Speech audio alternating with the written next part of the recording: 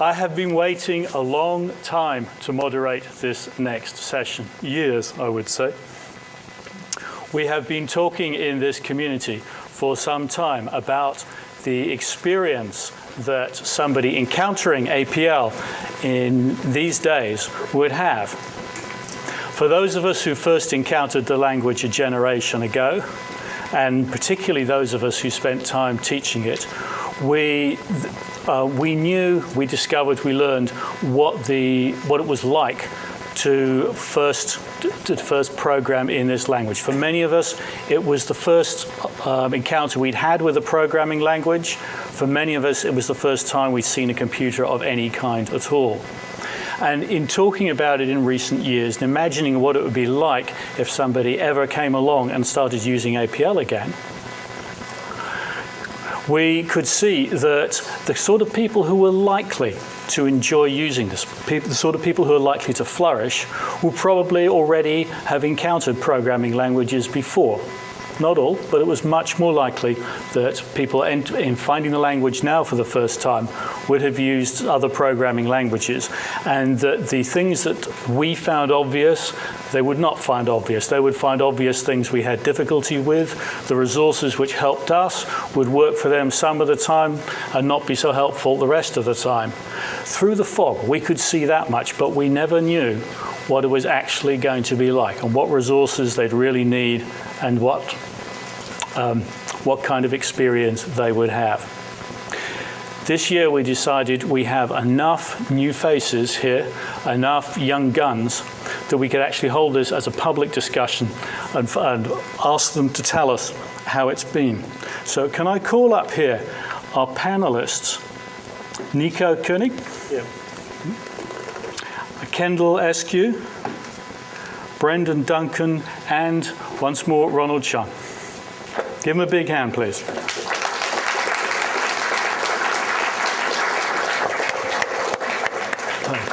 They're going to take it in turns to give you a brief introduction as to how they found encountering the world of APL. Sir?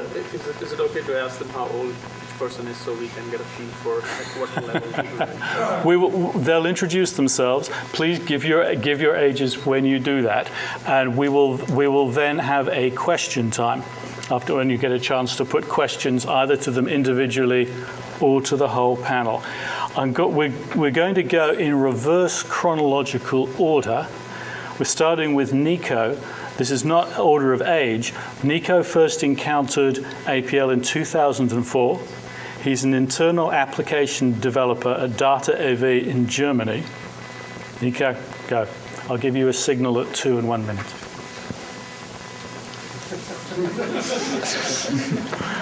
Okay. Well, when I was asked to have a little speech about my experience with APL, I was thinking about how I felt when I first got to know APL code and had to do my first lessons. I recounted myself that I didn't like it at first. So then I was thinking, what separates me from most of you here in this room? Well, it's not just the age. I'm 24 years old. It's the point that, well, my history in programming, it might be because I started programming with 16 years, and I was introduced to C++, C#, JavaScript, and I was doing a lot of object-orienting programming. So,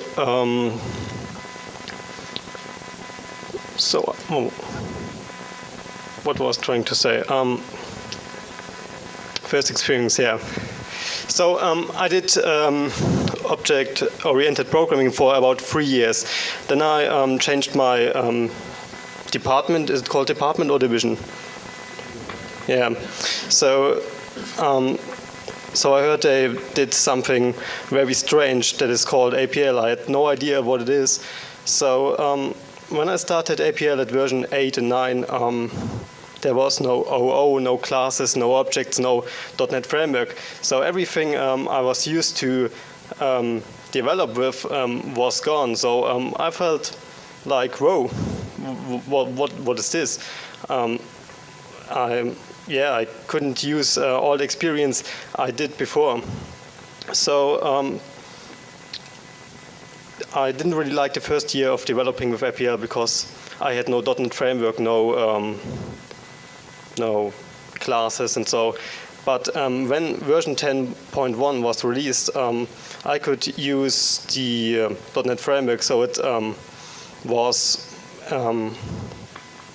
so the program quality, the developing quality increased really fast for me.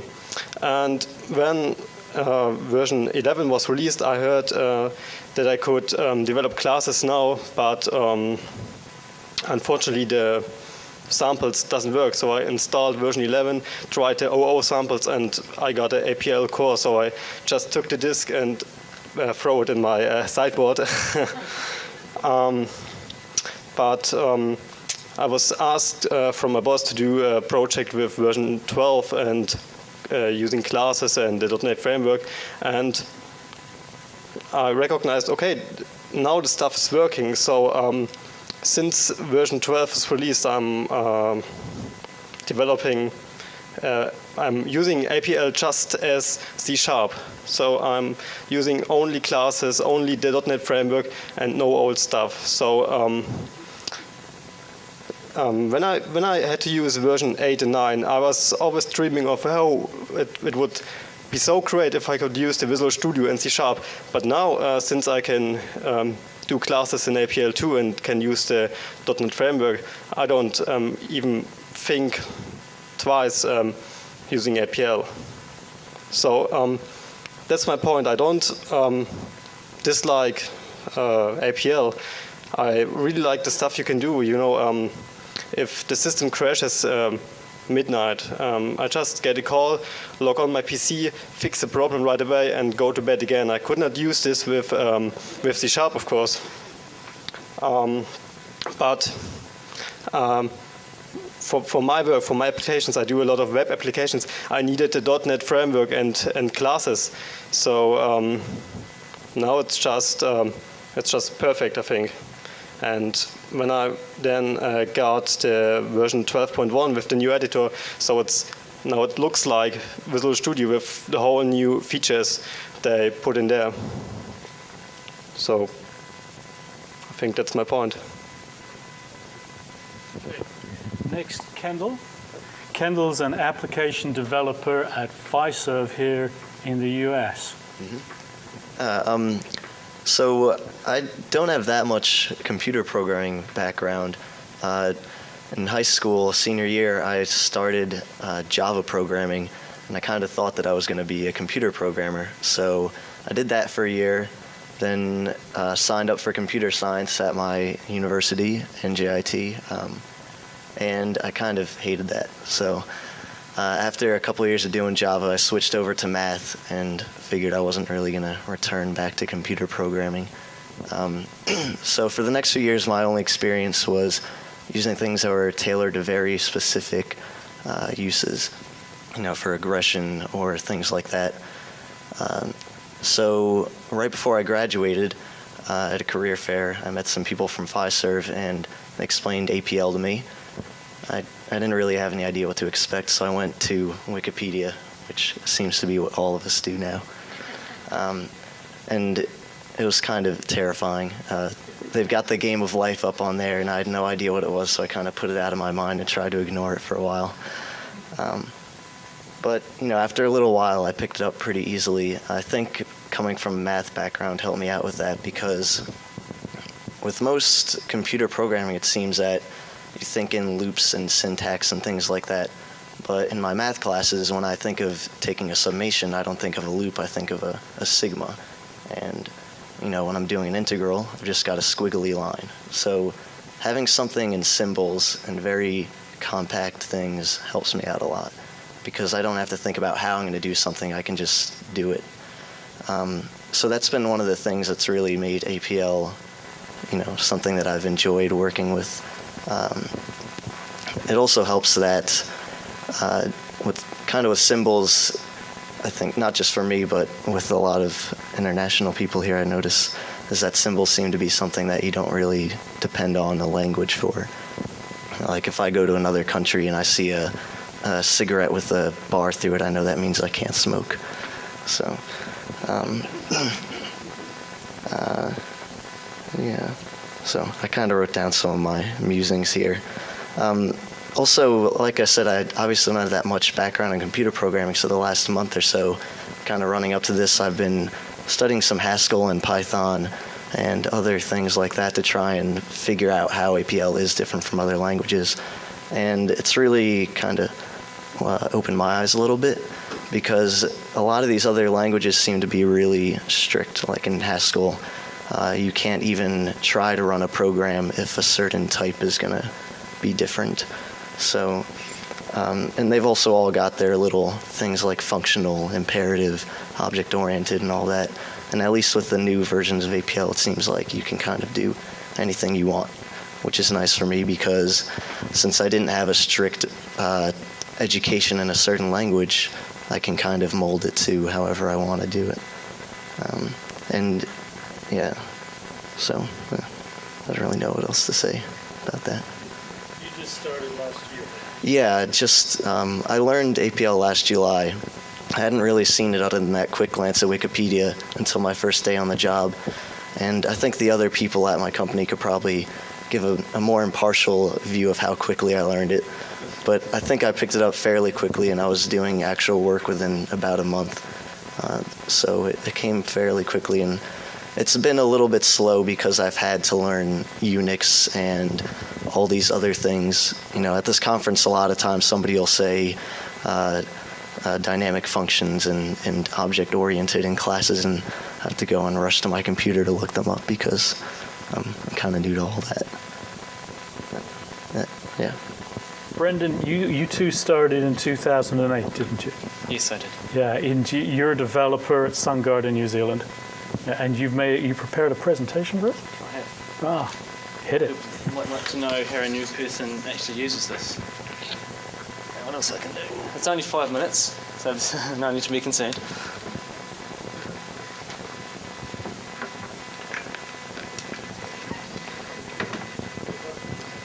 I'm not going to disturb too many people.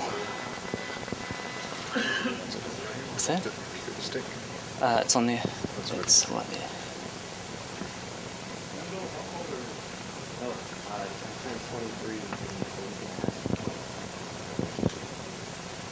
there. In case you didn't hear that, that's 23.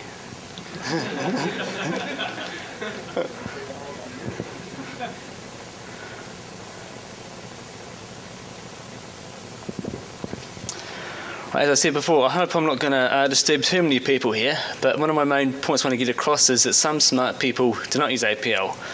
But really, what are they doing and how can we use that? That's really my point. Which is what I want to get you through in a simple diagram here. But I think we shouldn't be afraid of them. We should try and embrace that to some extent, because it's a little bit naive to think that APL has it all.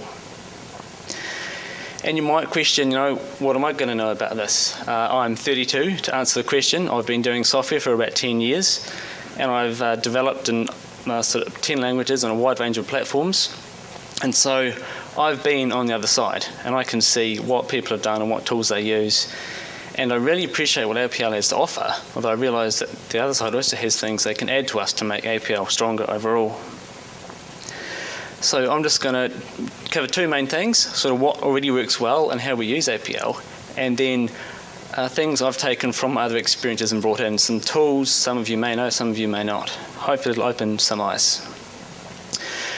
Now what we do is we have done a Unicode conversion, and we now use Salt to convert the Unicode text files, and then we don't necessarily type in those, but we do manipulate them with sort of diffing and merging tools, and we can convert back. And we have basically sort of a holy grail for us, which is for us to be able to convert our component files into Unicode text and store that in our source control system. And because for us, we store DCFs in our source control, but they're just not as useful as text files for all the tools that we have. And so we imagine in a perfect scenario, we'd store the Unicode text files, but probably as a build process, we'd probably reconstruct the DCF.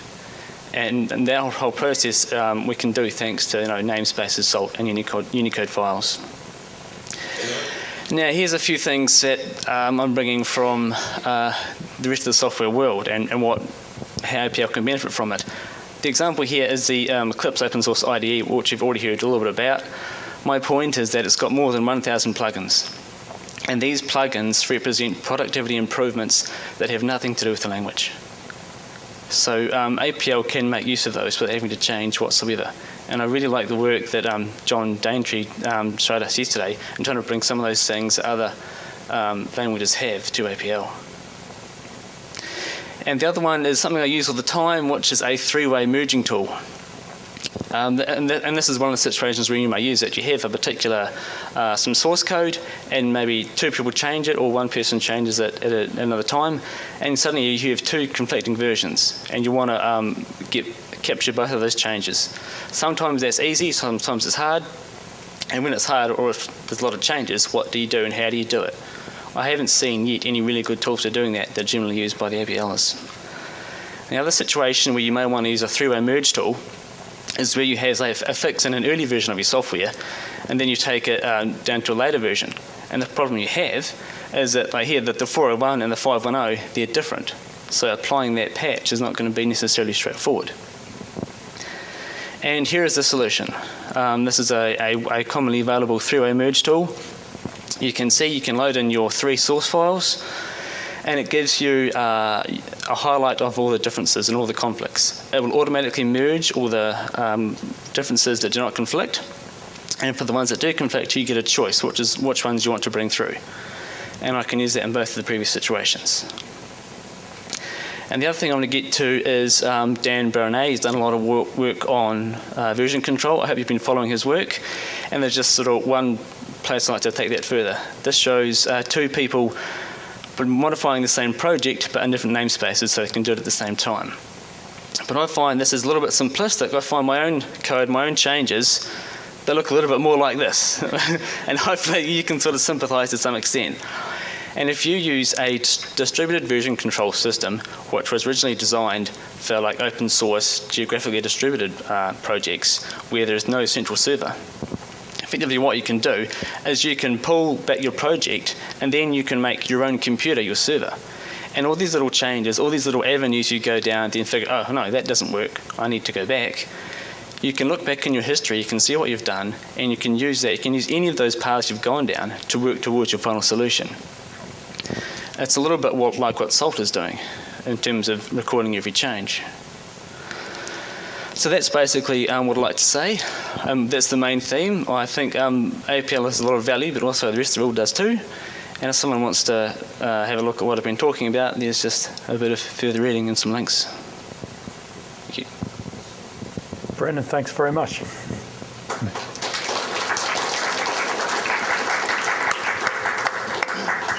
Okay, Ronald, how old are you? I am 19, and I turned 20 in a month. Hey. So I'm studying Mechatronics engineering at university, and so I learnt APL just for this contest, and before that I hadn't heard of APL, but I've done a lot of programming before that. I actually started programming because of websites. The first thing I learned was HTML, which is not an actual programming language, it's just a markup language. But then I found that I wanted to do more stuff, so I learned JavaScript, and then that led to PHP, MySQL. But then 2 years ago I started doing C and C++, and that was because of competitions. I then started looking at some programming competitions and stuff. Before that I was doing maths competitions. And then just this year I learned Java, and recently I just learned APL. And so I think that I have a kind of a good background in a few other languages. Oh, and I've actually also learnt MATLAB at university and R, which is their mathematical sort of package. And those are actually, in some ways, slightly similar to APL. They are both also working with arrays.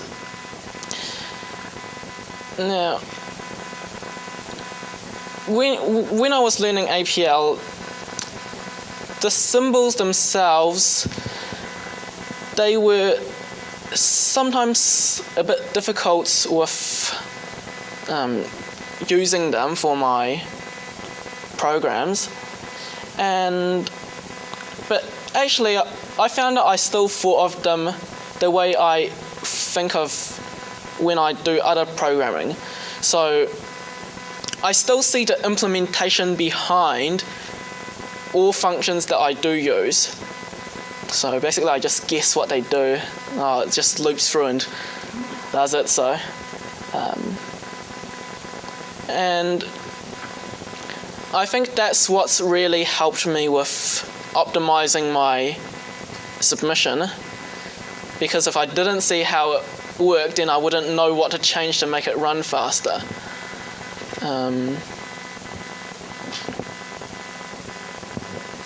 So that's pretty much my experiences with APL. And alright, one problem I did have was that I looked through the primitive functions and I used the tooltips to help me.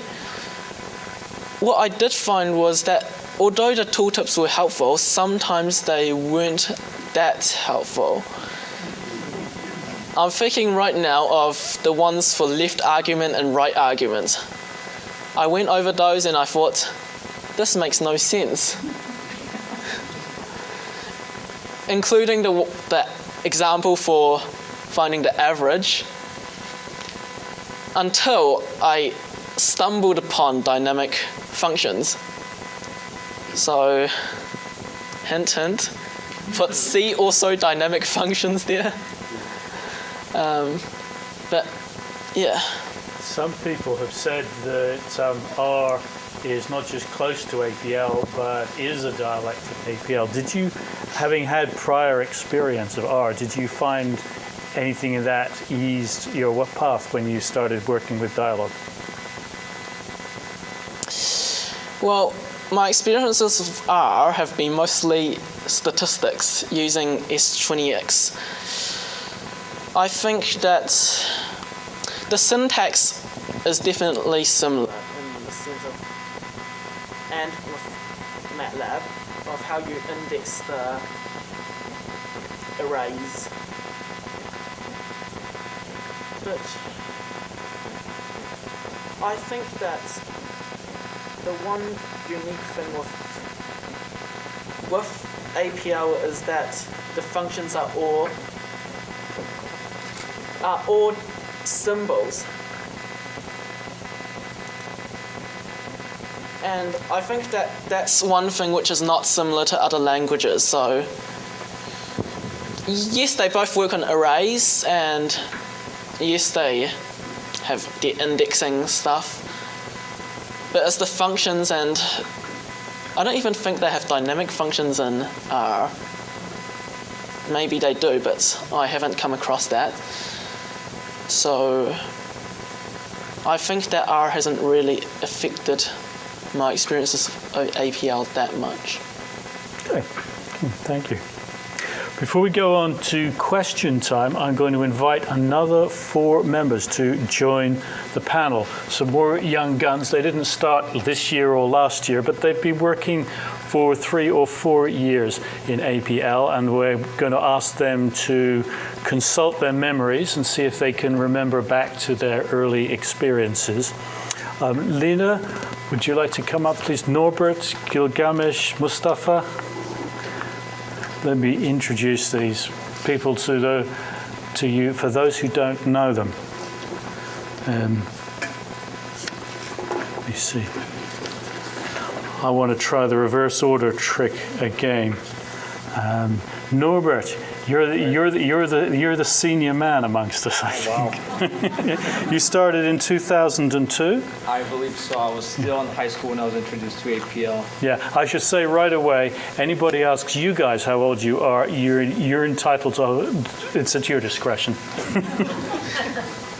And you're pretty much the IT guy at the Carlisle group, so you do pretty much. I do whatever is needed. Right, okay. Gilgamesh, you're an application developer at Optima Systems. You started 2005, and previously you'd had some light experience of programming, C++ at university, enough to tell you didn't want to be a programmer. Exactly. Mustafa, you started in 2006 with APL, yes, and you're an application programmer at Maple Securities here in the United States. And before starting, you'd had some light experience of programming with C++. C. C, not C++. And Lena, you also started in 2006, but with a very different background. You had an MSc in software engineering. C++ was pretty much your home language, and you currently work at SimCorp in Denmark on the development environment and quality assurance. So we've got quite a range of backgrounds and experience to speak to here. As the moderator, I get to ask the first question today, and mine is, when you think back to when you were starting to acquire the language, what did you find, what obstacles did you find, if indeed you found any? Was there anything which you felt this was hard to get into or get over?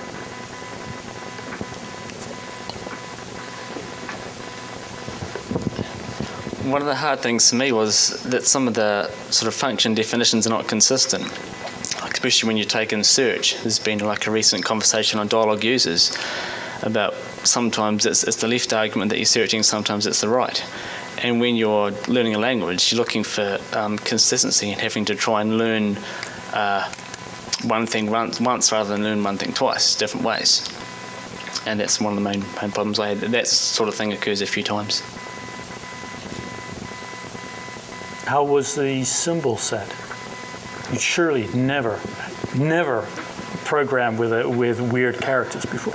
And absolutely not. But I came to it as into a new job, and they said, "No, just take a month and learn APL, and we don't expect anything productive out of you." And so I was really happy with that, and just I had a book to go. The first bit or the second bit? Really, the first bit. Just I'm quite capable of self-directed learning, and that was just going through exercises and learning all the characters. And I guess because of the environment I was going into, I didn't feel... it was a little bit intimidating to look at code, but it still is sometimes. Anyone else? The characters? When I was first starting, I also spent a lot of time just trying to figure out what symbols meant, because even if I knew what they meant, I had to figure out their left arguments and right arguments, and if they were combined with things, and having a single line of code have about 20 different symbols in it at once would often take a really long time, because I was used to things being very clear. And it seems like a lot of languages try to be as close to spoken language as possible, whereas APL kind of goes the complete opposite direction. So a lot of my time was just trying to decode what symbols meant. What about you guys? I know this is a long time ago now. You've been hammering APL keyboards. Yeah. For me, it was actually not the characters that was the problem. Yeah. That was, pretty easy to figure out, and could just type F1 and then get the help on it. But it was actually more the idea of array-based logic instead. Of the array-based logic instead, because I was used to looping over a lot of old matrices and all this, and now I had to get into a completely different thinking. And I was used to the OO idea, so I had to learn something completely different. But I was, the characters didn't cause any problems. What about the opposite question? Rather than the things which maybe slowed you up, what did you find? Oh, now I don't have to worry about this. This is going to be no problem.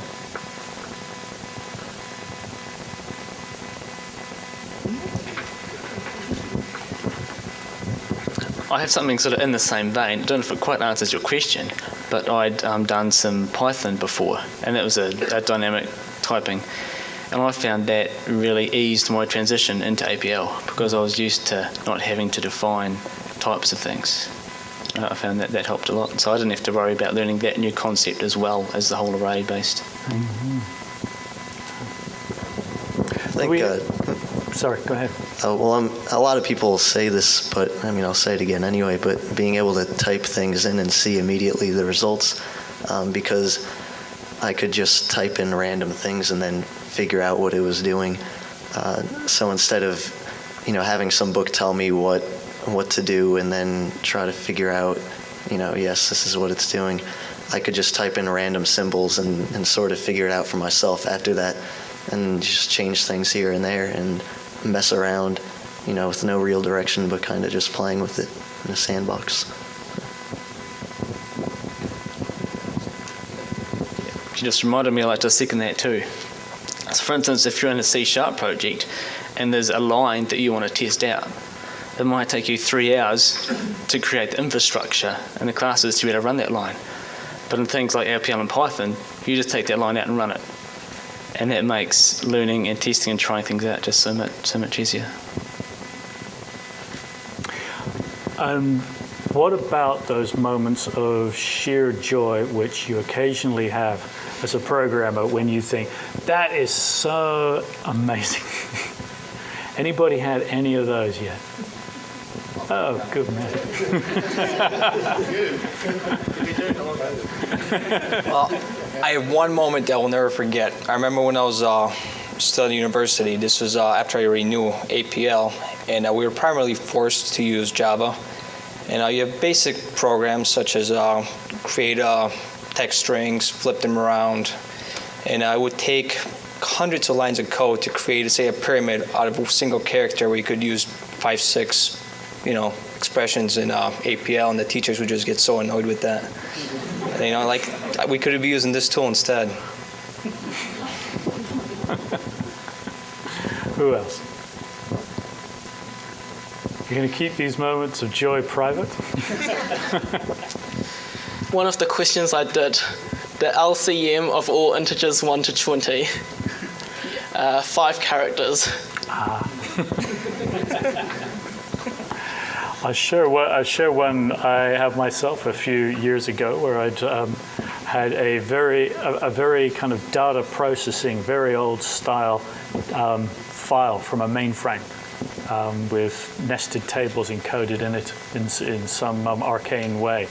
And I wrote a 20-line D function, which was pure functional programming. It was nothing but definitions all until the last line, when it went like that. And it's been running solidly, I think, about 10,000 times a month for the last several years. Just like, this is stuff that they can't pay you for. Let's open this up to questions from the audience, sir. What did you think about the difference between operators and functions? Particularly since other programming languages use operators where we use functions. You do know about this thing. You mean the terminology, the use of the words? Both. Since they're intermixed. Right. So there's the unusual terminology that we make a heavy-sides distinction between operators and functions, and our use of what some other languages call higher order functions. That's the question? I wouldn't say use functions much at all. Plus it's a function. They know it's an operator.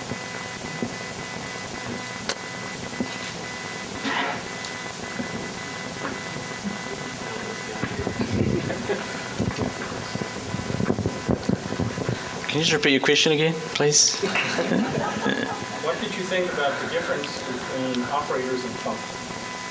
So an operator takes a function or data and produces a function. And the function takes data and produces data. I think I probably haven't quite, I've only used operators seldom, but I like the fact that you can just string so many things together. And one thing I find is that in a normal language, I would build things down the page, whether in APL I tend to build it across. And I think being able to use the same operator for different purposes by passing a different function, I see that as quite a powerful thing to be able to do, but I haven't really it's not necessarily something I commonly use yet. Well, certainly being able to apply plus slash and max slash and times slash and the like, that's an operator. And yet you can pass a number of different functions. It's a powerful feature that not many languages have. Ray. I'm going to make a guess that none of you have had any formal training in APL. Stand-up teacher, maybe likely tutorial. I did, like, well, my question is, if formal training were presented to you at the beginner, what would be some of the things that would have helped you more in learning APL? Maybe operators versus functions is one example. What would have helped if you could look back now at your growth into APL and said, gee, I wish somebody would have trained me in array thinking?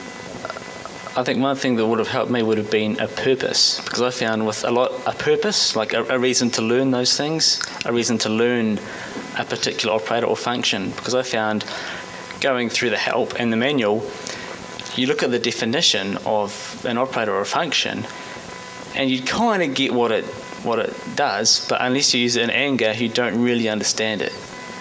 And I must admit, I'm not sure how you do it, because I personally found I had to try and use the function and fail, and then I learned what it meant. So just going through an exercise that has no meaning, to me, using it on a real code base is when I really started to learn. I'm not sure how you translate that. Maybe give each person a little project to do, which requires using those things you want to teach them. Well, did you all start out after your incubation in APL given a problem, or was that?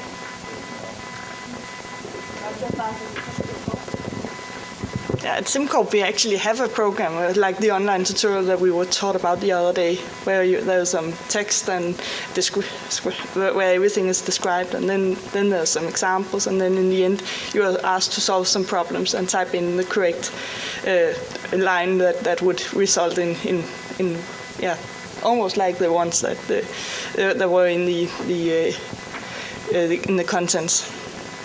So I actually had some kind of training in that, and that was more like self-study and where I told the first day by my coach that I should run through this and then spend the next week or so on going through this tutorial.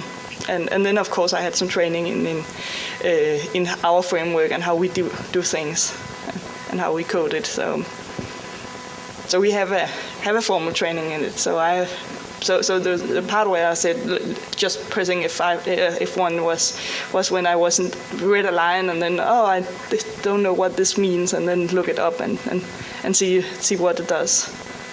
So yeah. My question is actually to Ronald. I think I reflect the opinion of the crowd here that you have a very good combination of mathematical background, analytical capability, programming.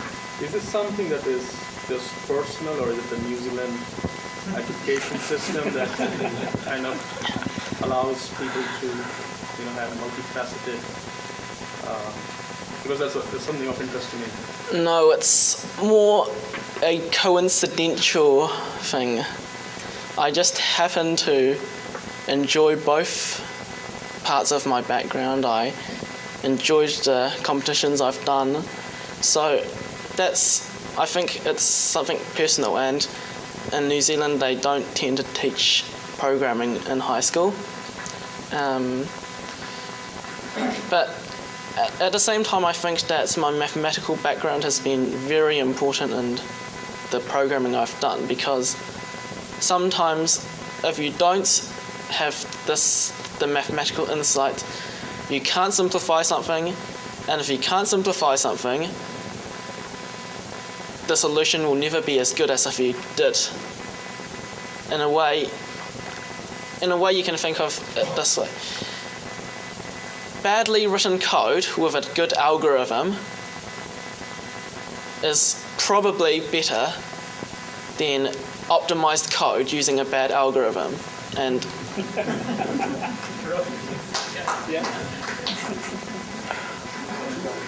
Fair question, though, don't you think? I mean, 8 people up here, 25% Kiwi. You've got to ask. Who else?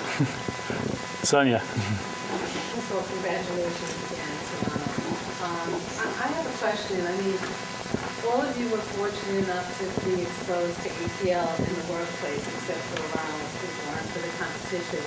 The challenge has always been to get young people involved in APL before they reach the workplace. I mean, there's often training and things that are done in companies that currently have APL. But I'm curious to know, because I know that Dyalog and APL 2000 have educational programs where we are trying to promote education at the university level. This gentleman mentioned, how you showed a professor, results in APL, and they were like, wow, this is great. We would like them to be teaching APL in the university. So I'm wondering if any of you have insight as to how we can be more successful in getting just APL as a language into the university, and then also outside of the academic environment, how to excite other young people about APL. I mean, one other thing I was talking to Ronald about before was, if in terms of programming, it's best to use the language that's most appropriate for the task at hand. But you can't choose that language if you don't know what's on the menu. So the idea is, to get that arsenal in the hands of young people so that they could start choosing that as the language of choice. So I'm wondering if you have any suggestions in that arena.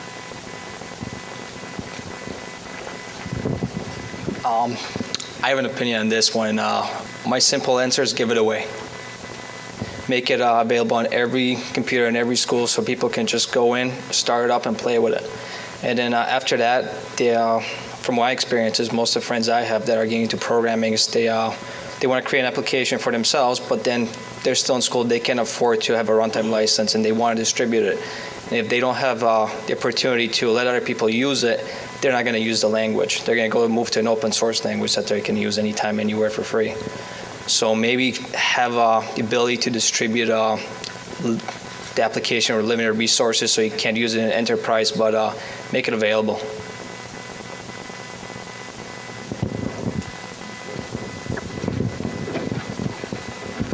Yeah, I would agree with that, because when I was taking classes, the only programs we ever used were ones that the school had a license for or I could find for free if I had to go and program something myself.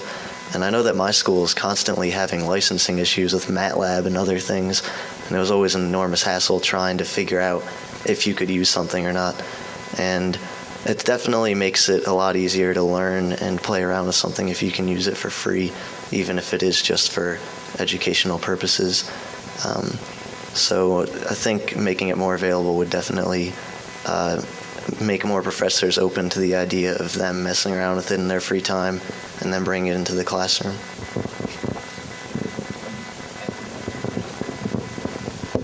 And when you make it available, just make it simply downloadable without a whole process to actually go through to getting it. I know it's kind of counterintuitive because you want to know who's using it, but that's also, I think, an average of person will go off a web page after 4 seconds of being annoyed with it. So a form will do that. Dave. How do you describe your programming experience to your friends? to people that also have that maybe work either in the same field or have some kind of shared background?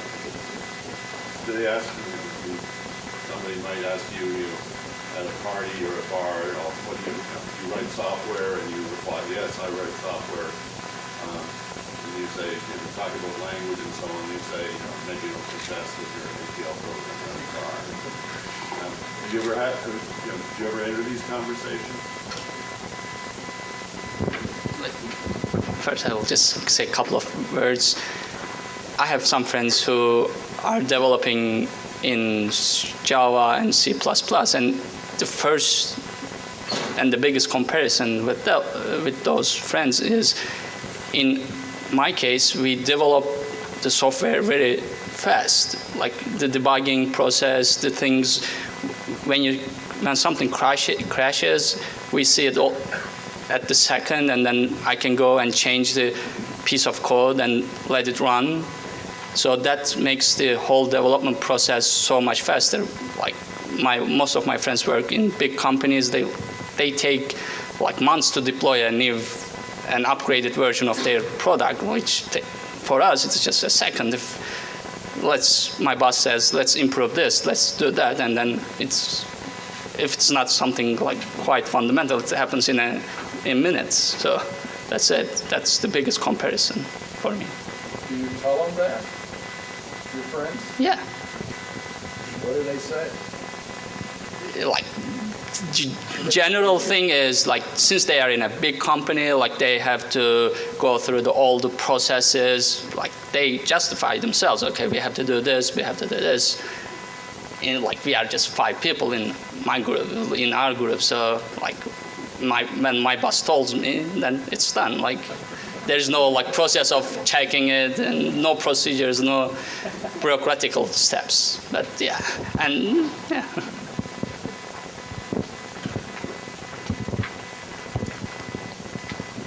When I talk to my friends about it, APL doesn't actually always come up. To me, part of the bigger deal is this legacy code base I have to deal with. And it's usually sort of water stories about that come out. But I do mention things in terms of the compactness and the powerful nature of it. But there's also one thing I do sort of just think aloud. I wonder almost if it's a little bit of career suicide, specialising in APL. It might just be because I'm from New Zealand, but we often joke at my company, there are 3 of us, and we say we're the top 3 APL developers in the country. and that does occur to me, if for some reason I don't have that job anymore, I'd probably have to move, change countries to get a job doing APL somewhere. And also, if I want to move to another country, I've got to find a very specialised job. And I guess being very specialised has got an advantage in that you're sort of highly in demand for that field. But when that demand's not hiring, that is a bit of a concern. And so that's probably one of the main things that I do raise up about that point. I'm certainly, I say that I enjoy it and it's very powerful, and that we go across the page, but that's mentioned too. Tony. This is a much simpler question than how many of you are from New Zealand. How many of you are left-handed? Only one. Can you ask the audience? Yeah, let's see in the audience. It's more than 12% of the audience is left-handed. Yeah. Sir. My question is, have any of you used APL in a situation where you either weren't being required to use it by your boss or being enticed to by winning a contest?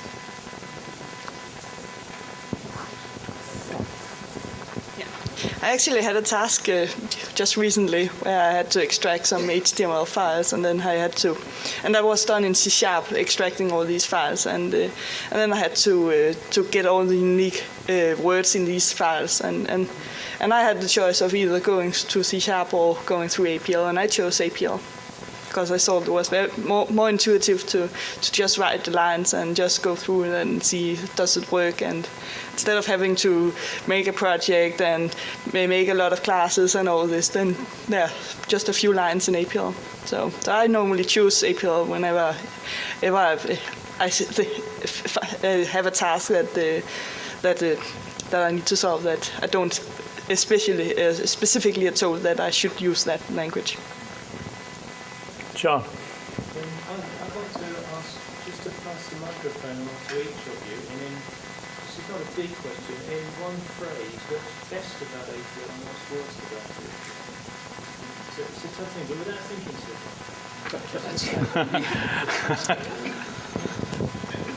much. Best about APL, I guess, developing in debug mode. Definitely, that's the way I work. I can't work without it. Worst thing,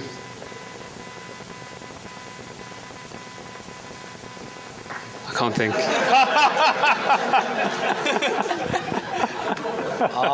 The best thing is probably the display function, because without it, probably a lot of us would be lost. And the worst thing, vague errors. If you're screwing up somewhere, you don't know where you're screwing up. All it gives you is just syntax, domain, or value error. So you have to go back and get your understanding of all the operators again, figure out where you're going wrong. The best aspect would be like developing debug mode. So I'm just repeating Gilgamesh here, but the worst thing is like occasional APL cores. It's not sometimes the system's fault, Windows fault, but yeah, we get some cores. Yeah, I also think that debugging features are the best thing about it. It's so easy just to go through the function once more or go up a few lines and just add a new line if you want that. And the worst thing is, I can't even think about anything right now. So. Debug is also what I think is very good about APL. And I can see, well, because the functions are so short, I can see a lot of the code on one line. I think that the worst thing about it is that when I've done some of the solutions, I've had to try and do something strange to reduce the number of loops so that it would run faster. And sometimes I don't just intuitively think in that way. Intuitively I think of it in you go through and do each thing one at a time. You don't somehow group them together in a strange way by doing limits or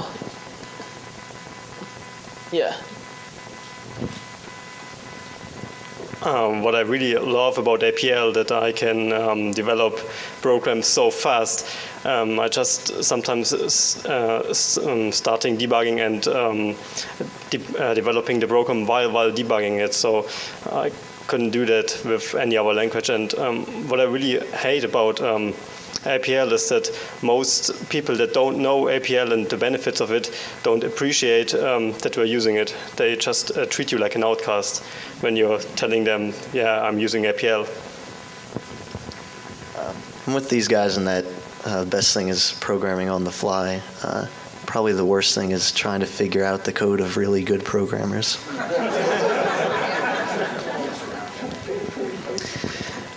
I'd say the best thing for me is being able to access all the source code just like anything else. Like you can, with all the quad CR and quad VR, and being able to go to a function by typing in the name rather than navigating some tree or going down some drop box. I think that's really good. And one of the worst things for me is part of the display function. I work with a lot of nested arrays, quite large data sets, and display is nearly useless with a lot of the things I'm debugging. I just can't figure out where the data is and how many levels it is and how I navigate to it. That may not be a problem that many people have, but that's certainly something that's important to me. One last question here to wrap up, because we're nearly out of time. I'd like you each to take one crack at this now. Imagine that regardless of what you think, in 10 years' time, you're still going to be working with this language. And here you've got the cream of the APL community. So, very quickly, going around, please, what's your request to help you to make your life easier in 10 years' time? It's a tricky one. I think for me it would be standard tools and not have everyone reinvent the wheel for APL for every single thing they want to do, and have 10 different companies having 10 different ways of doing the same thing? Not really sure. I mean, I haven't been working with it that long to develop any hatred things, but I guess I would really like an open source library, like I saw someone talking about this weekend. Just make things really easy if there were an accepted way of doing some things. I would find it really helpful if, increasing the development, what was I trying to say? Just do it like last year's. Make it able to use the .NET framework and all the other languages that are out there. It's very helpful for me. I actually thought of a few things that you could have.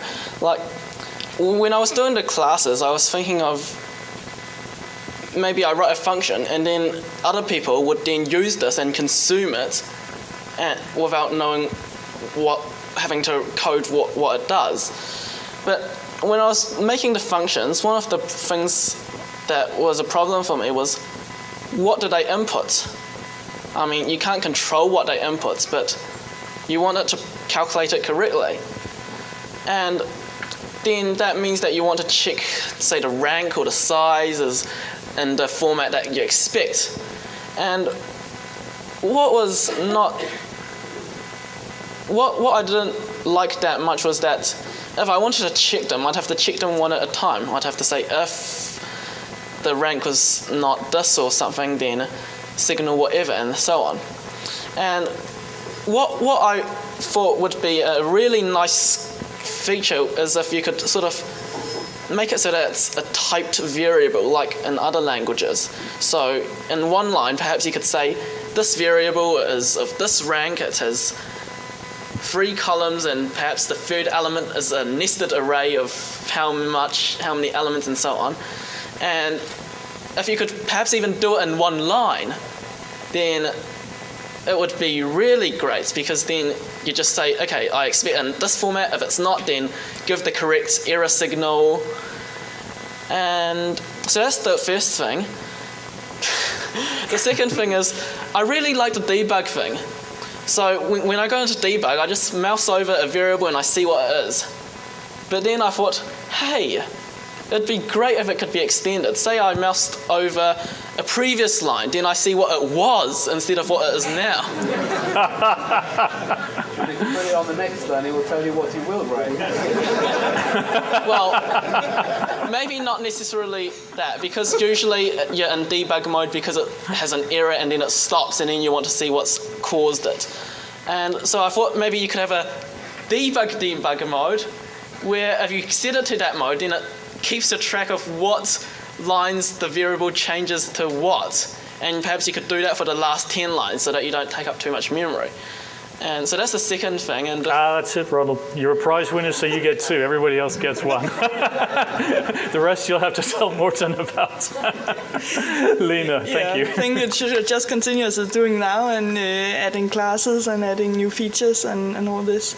So, and, just keep it going. Yeah, and also the type check that he was talking about, that could be nice. We actually have that, but implemented ourselves and written in C++.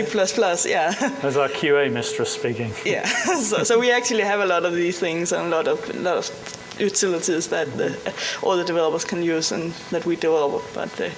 But if some of them could be in APL from the beginning, that would be nice. I think I'm the only one over here who doesn't use .NET or any of object-oriented, so I would want you to keep the core of the APL still supported and working. That's it. I guess my biggest suggestion would be as complete integration with third-party tools as possible, such as NetMono Framework. I know there's 1 or 2 features I think I've been looking for a few years now, such as I think if you write a data provider in .NET and it asks APL data by reference, which I don't know if we could do that yet. I'll do the next 10 years. I'm not sure who you were addressing when you were saying that I should talk to the, what was it, the cream of the cream? If we were referring to Dyalog specifically, because needless to say, they've done a great job at keeping the language up to date and modern. I've only been around for 4 years, and I've seen several versions being released during those 4 years.